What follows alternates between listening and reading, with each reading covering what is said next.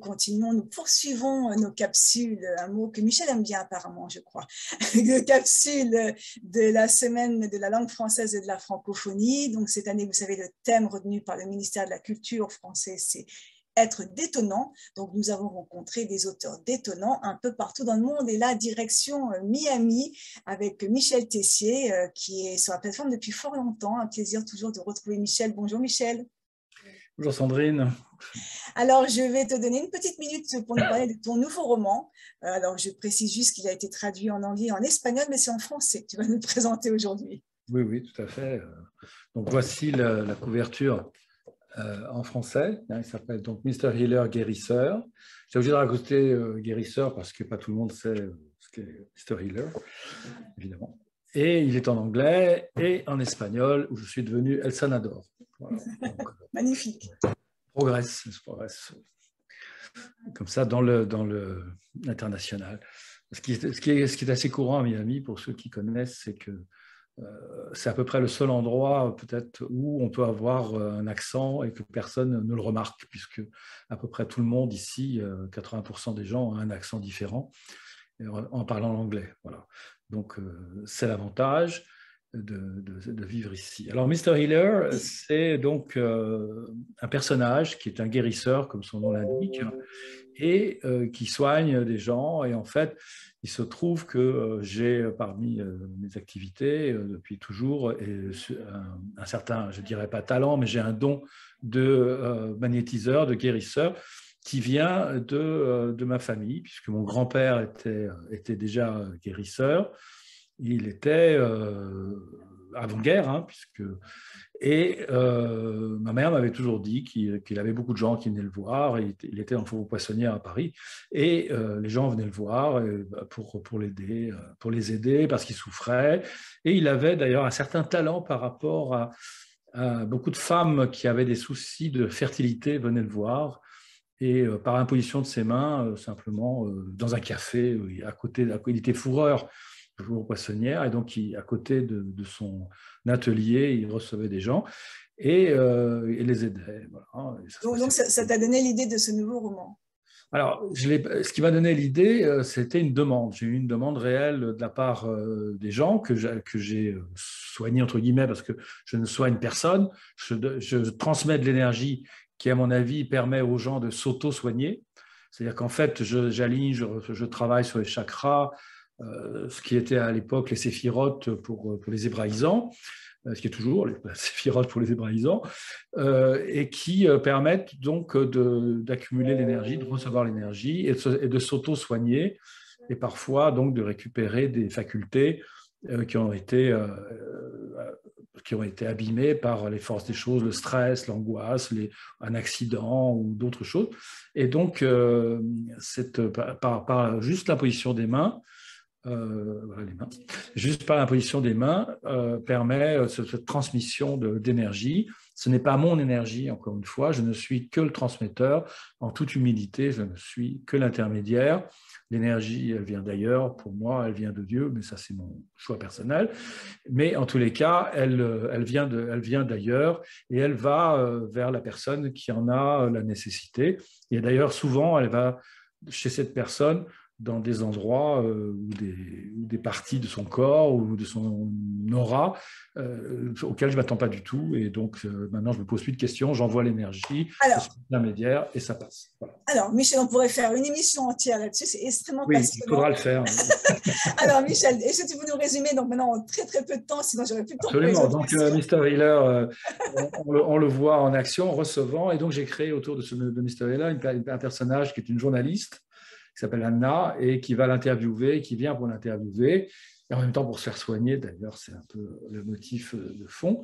Et donc, elle va assister à des travaux qu'il fait, des guérisons qu'il fait ou des soins qu'il fait, et en même temps, il va raconter les histoires de ce qui s'est passé. Alors, il faut savoir que tout le personnage tel que je l'ai créé est un peu mystérieux, dans un monde un peu mystérieux, on ne sait jamais où on est, on ne sait jamais ce qui se passe, mais donc, c'est le côté un peu fictif pour créer une atmosphère un peu mystérieuse, un peu différente.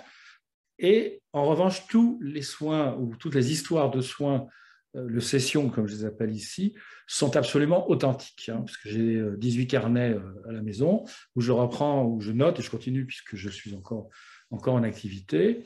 Donc, je note précisément ce qui se passe et ce qui s'est passé, les raisons, les gens sont venus. Donc, tout est absolument authentique dans ce livre, qui donc fait le tour à peu près de ce qu'on peut attendre d'un guérisseur aujourd'hui et ce qu'on appelait à l'époque les magnétiseurs. Ouais. En tout cas, ça m'a l'air tout à fait passionnant et je suis sûre que votre description nous a donné envie à tous de se plonger dans Mr. Heller. Pardon. Alors, Michel, vous êtes depuis 5 ans à Miami. J'ai l'impression que vous n'avez finalement jamais autant écrit que depuis que vous êtes ici. Alors, oui, j'ai beaucoup écrit. Bon, je me suis peut-être mis un peu sur le tard aussi à l'écriture, mais il est vrai que j'ai beaucoup écrit. D'abord, la période, malheureusement, s'y est prêtée, puisque avec le Covid, on a été beaucoup enfermés. Donc, c'était l'occasion de sortir de cet enfermement, peut-être par l'écriture, d'aller voir spirituellement ailleurs où les choses se passent. Alors, c'est vrai que j'ai écrit un autre livre qui est pas en français, qui est en anglais, qui est très particulier, qui s'appelle Disability Rights. C'est 2 ans de travail sur tout ce qui est les droits du handicap en Europe et un petit peu aux États-Unis, et en particulièrement de 1980 à 2005. Un jour, il sera traduit en français, je ferai le contraire. De 1980 à 2005,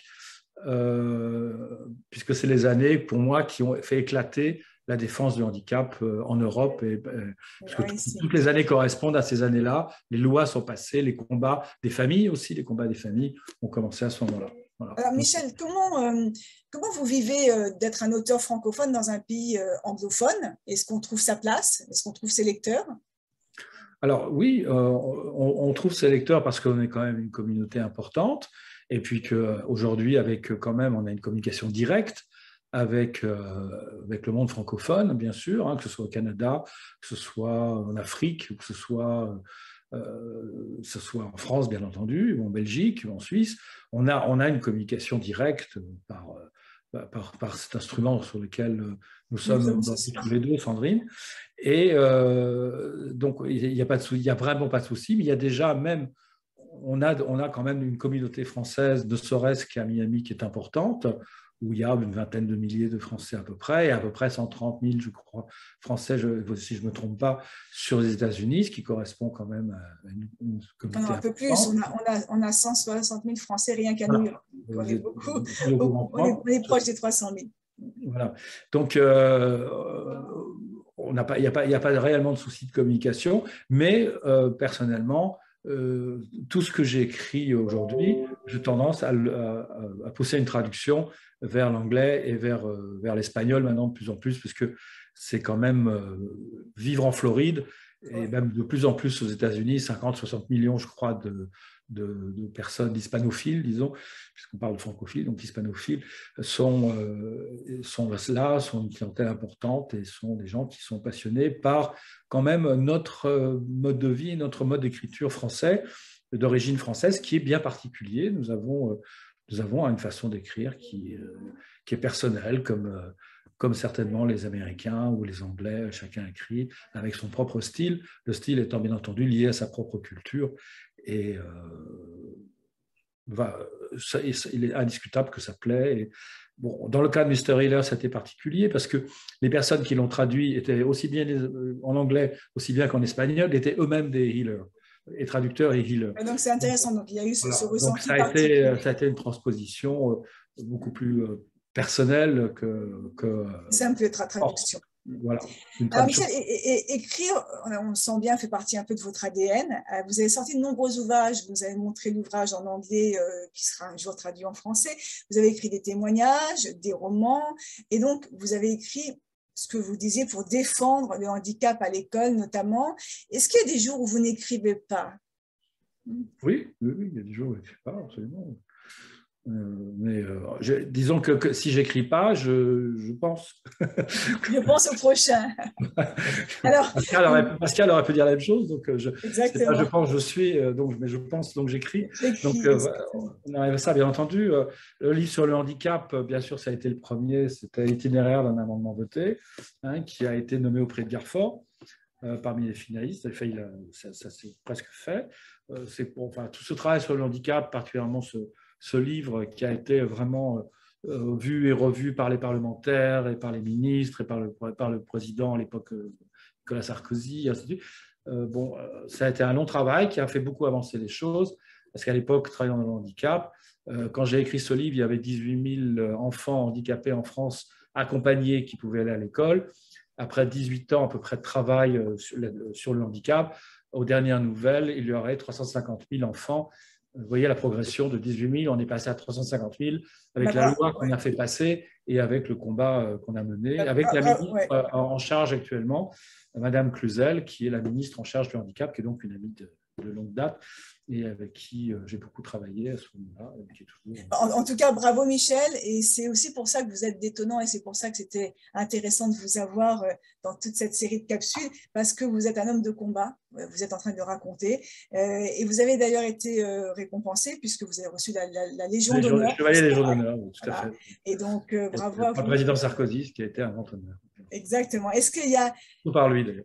Je sais que ce combat est primordial et continue d'être primordial pour vous. Il y a d'autres combats sur lesquels vous avez envie d'écrire aujourd'hui ou demain?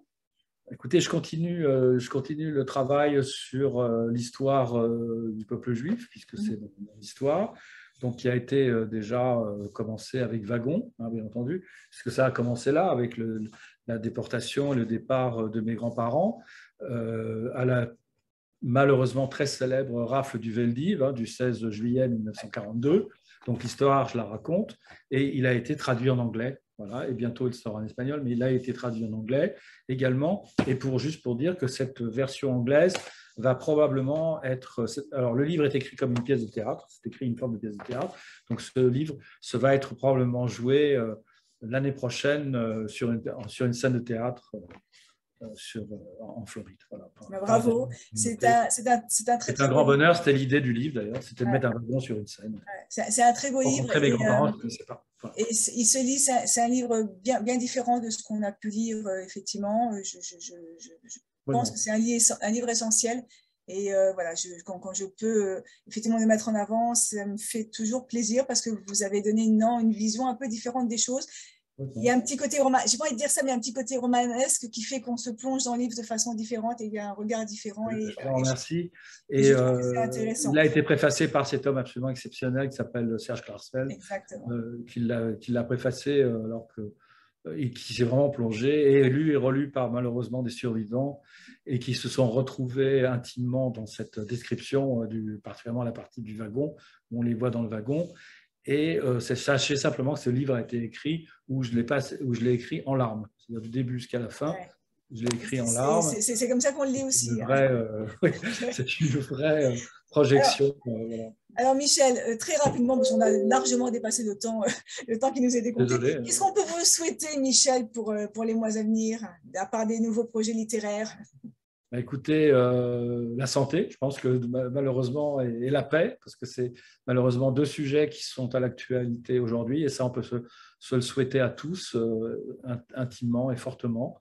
Et puis continuer, voilà, de pouvoir témoigner, de pouvoir raconter, de pouvoir apporter wagon dans les écoles et présenter aux jeunes, parce que malheureusement, les survivants, il n'y en a plus beaucoup, il y en a plus très peu. Exactement. Donc, nous, descendants de ces familles qui ont été déportées, qui ont disparu, c'est à nous peut-être de continuer à témoigner, surtout dans ces pays lointains, un petit peu de la zone de combat, où les gens ne savent pas ce qui s'est passé pendant cette guerre, qui ne croient pas même à une possibilité de cette déportation et de la mort de ces familles. Donc, il est important d'aller et de présenter, et je le fais parfois devant justement des gens qui n'ont jamais entendu parler. Et j'ai le grand bonheur d'avoir de bonnes questions et de voir les larmes aux yeux dans certains, chez Merci les enfants, mais les adultes. Voilà. Merci infiniment, Sandrine. Et à très bientôt. Pour les Floridiens, puisque nous avons une opération au lycée franco-américain de Hollywood, à Cooper City.